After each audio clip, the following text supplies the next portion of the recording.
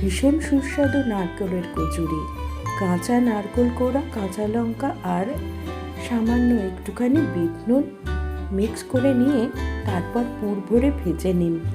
দুর্দান্ত স্বাদ, একদম ইউনিক রেসিপি। ওটসের কেক বড্ড ভালো হয়েছে, করে দেখুন। বোয়াল মাছের টুকরোগুলোটাও দারুণ টেস্টি হয়েছিল। তুলে রেখেছি।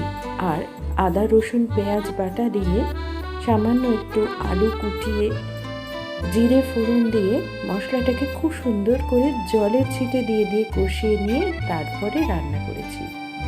গাজরের হালুয়া, এটা ভীষণই সুস্বাদু, ভীষণ প্রিয়। গাজর কুড়িয়ে ছোটো এলাচ ফোড়ন দিয়ে কাজু কিশমিশ ভেজে তার মধ্যে গাজরটাকে একটু রেখে রেখে নরম করে নিয়েছি ঢাকা দিয়ে দিয়ে। তারপর দুধে ফুটিয়ে খোয়া ক্ষীর আর সামান্য চিনি মিশিয়ে